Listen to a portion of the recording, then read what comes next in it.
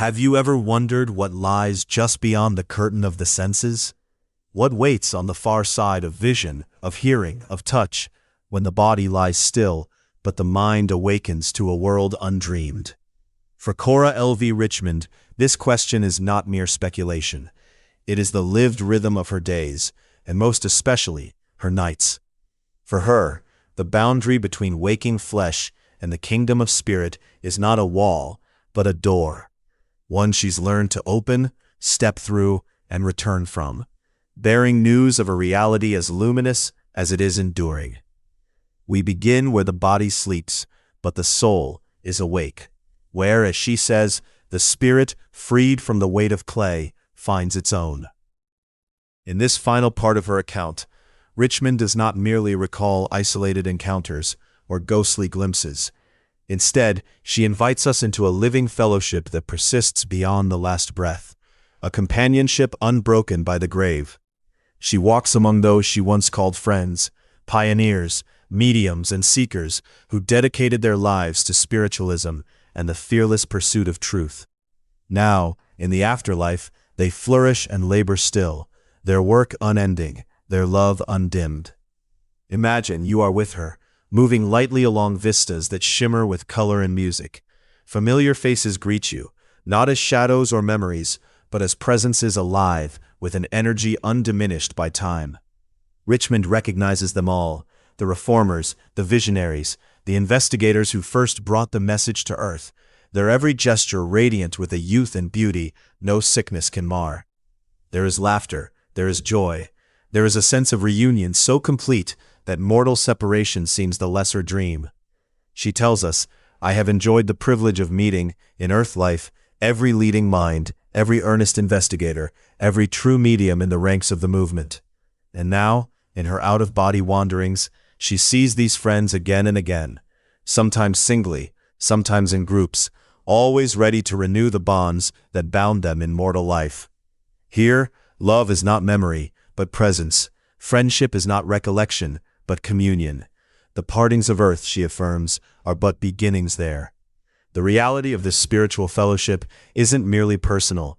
It is, in her words, a concerted action, a grand orchestration guided by those wise and loving ones who have passed beyond.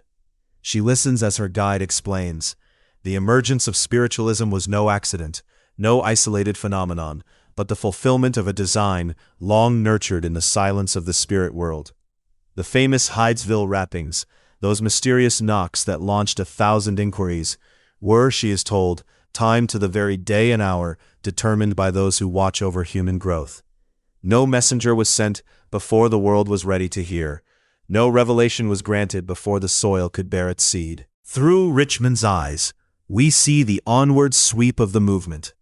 Spiritualism, she says, has called forth a vast company of the most eminent minds, not only mediums and sensitives, but thinkers and scientists, who even now labor unceasingly to impart knowledge of existence beyond death.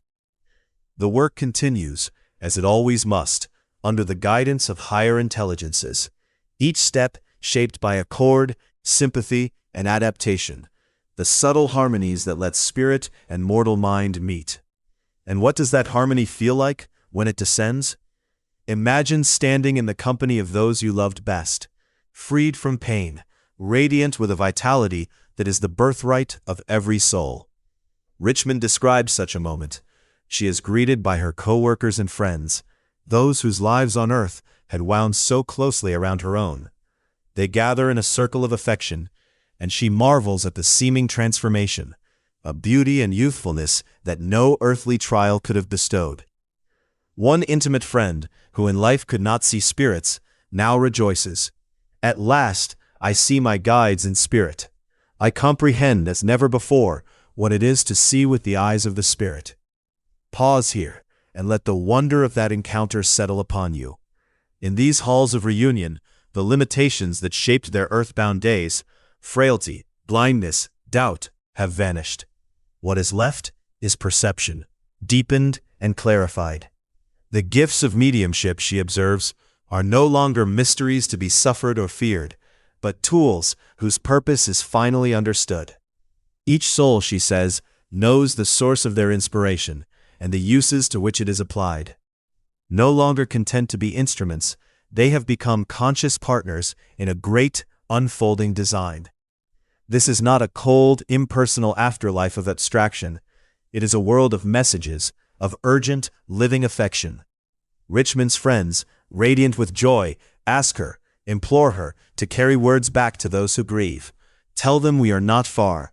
Tell them we answer the call of thought, of need, of love. Tell them our hands are never withdrawn. And she, in turn, treasures these communications as precious gifts, meant not for the curious or the credulous, but for the lonely and the bereaved, the mothers and daughters, the friends and lovers who hunger for assurance that love endures. But the vision does not end with personal comfort. Richmond's spirit guides and the great assembly of souls she beholds are united in a purpose that stretches far beyond the healing of individual hearts. She is ushered into assemblies, vast gatherings of those who in their mortal state had championed causes of justice, freedom, and equality. The work, she notes, continues.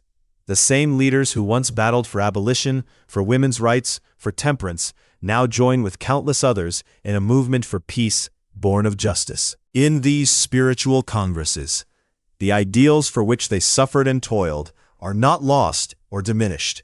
They are refined, amplified, and above all, united. There is no rivalry here, only the sense that each labor for good is a thread in a single, radiant tapestry. None can be left out, she realizes. Every effort, small or great, is woven into the eternal fabric. She listens as these spirits voice a sentiment universal. Peace on earth is not the mere end of battle, but the triumph of justice rooted in love and brotherhood. True peace, they insist, can never be achieved by treaties signed in haste or maintained by force of arms.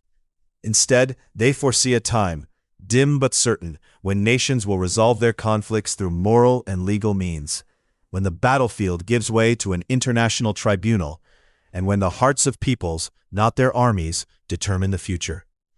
A special hope shines from these assemblies. Women, long bound by custom and silence, are rising throughout the world to champion peace. Richmond sees the awakening of women in all lands, a swelling tide of insight and compassion that will join with the wisest and most merciful men to build a world where harmony and love prevail. It is, she feels, the fulfillment of the highest prophecies of poet and seer, a vision as old as humanity and as new as each dawn. Yet, she is never blind to the world she must return to. Even in spirit, she is aware of the suffering that shadows mortal life, wars that rage, storms that devastate, hearts that break beneath loss. The memory of her earthly body, the weight of pain, the pressing cares of daily existence, hovers on the edge of her consciousness. But always, above the cloud, shines what she calls the sun of spiritual hope and love. It is this radiance, she insists, that gives meaning to the struggle and wounds of earth. The spiritual hosts are ever near, she reminds us, ready to aid all who are enwrapped in time and earth conditions. No one suffers alone. No one is abandoned. And then, inevitably, comes the moment of return. Richmond faces it as each of us must, in our own fashion, the call back to the world of flesh and time. She describes the poignancy of that passage with a candor that pierces the heart. She has prayed, she confesses, to remain amid the gardens of spirit, to linger in the fragrance and music, the embrace of beloved friends. Who would not wish to stay where pain cannot follow, where every face is lit by joy? But the purpose is clear. There is, as she puts it, an appointed way that must be trod. Reluctance gives way to acceptance, then to something brighter, a joyful willingness to return, bearing what she has seen and known. Her friends, the spiritual guides and companions of her journey, do not urge her back with stern commands. Instead, they surround her with blessings of peace, of joy, of love. You will not walk alone, they promise. We will be with you and welcome you back often until your final homecoming. Their words are not a farewell, but a benediction. There is a gentle ache, a longing that cannot be denied as she re-enters the world of matter. She likens it to stepping out of a garden at sunrise, carrying with her the memory of beauty, the echo of birdsong, the lingering warmth of hands that held her own. Yet something fundamental has changed. The spirit world is no longer a distant possibility, a hope glimpsed in darkness. It is an abiding presence, a reality that now dwells within her, shaping her every thought and act. Integration is complete. The boundary between spirit and body is thinner than ever before. Taking a wider view, Richmond reflects on the nature of these experiences, hers and those of others. Out-of-body journeys, she insists, are not rare marvels reserved for the chosen few. They are, in some measure, the inheritance of all who dream, who love, who reach beyond themselves in moments of crisis or grace. She speaks of the evidence gathered through centuries, stories of people who, during illness, anesthesia, trance, or even the deep stillness of sleep, have found themselves wandering the fields of spirit, returning with memories too vivid to dismiss. She cites the case of Gail Hamilton, recounted by Elizabeth Stewart Phelps. A spirit separation verified by those present, the body inert, the mind alive elsewhere. How many, Richmond asks, have glimpsed that greater world in the hush of sleep? She suggests that many a dreamless rest is in fact a period of spiritual refreshment, the soul set free to visit the realms of light. It is not extraordinary, she says, but part of our daily communion with the larger life. For her, these inner higher states are not the exception, but the rule, constituting, she claims, at least half of my conscious life. If she were forced to choose between the outer and the inner, she would say, the inner is the reality, the life, the outer, but the shadow. She is not alone in this conviction. The march of science, once so skeptical, now begins to turn its gaze toward the mysteries of consciousness. She names Sir Oliver Lodge, the eminent physicist who has come to accept, as she has, the ongoing reality of the spirit and its power beyond the grave. She quotes him. The spirit, Lodge says, possesses surpassing powers apart from the body, powers that point conclusively to survival. The weight of evidence grows heavier with each passing year, the chorus of testimony swelling from every corner of the globe. But Richmond's greatest hope is not merely to prove survival. It is to awaken the sleeping spirits within us all, to stir the latent soul powers that she suspects are more active than we often imagine. Have you ever thought intensely of a friend, only to learn of their passing at that very hour? Have you ever sensed a presence, a silent communication, in the quiet between waking and sleep? These, she maintains, are the stirrings of a deeper reality, hints of a connection that bridges every apparent separation. Dreams, for her, are not idle fancies or chemical accidents. They are the substance that dreams are made, the doorway to our divinest realities. In dreams, as in spirit travel, the soul rehearses its immortality, learns the language it will one day speak fluently. Life itself, she says, is a symphony. The eternal theme is love. And so her testimony closes, not with a note of conclusion, but with a call, a summons to wonder, to courage, to the deep work of awakening. She has walked among the arisen ones, felt the warmth of their hands, heard the music of their assemblies, and returned, again and again, to share what she has learned, that no love is ever lost, that no labor for good is ever wasted, that nothing beautiful or true can perish. In the quiet that follows her words, an invitation lingers. To see the world as she has seen it is not to escape the burdens of life, but to transform them, to know that every sorrow, every longing, every act of kindness is witnessed and cherished in a greater light.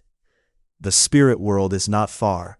It is, as she found, closer than breathing, nearer than hands and feet. It waits for us, not only beyond the grave, but within the moment, within the heart, within the silent reaches of our own souls. Listen, do you hear it? The music of reunion, the voices of those who have gone before, calling not from a place of absence, but from the fullness of presence. They urge us onward, not to some distant heaven, but to a more radiant earth, an earth where peace is born of justice, where hope is kindled anew in every heart, where the dream of love is, at last, the reality. This is the promise Richmond brings back from her journeys. That nothing is lost, that consciousness in its deepest essence is unbroken, unending, that even now, the sun of spiritual hope and love shines above every shadow, and that should we dare to listen, to open, to remember, we may find ourselves walking, awake through the gardens of eternity, even as we live and breathe and dream.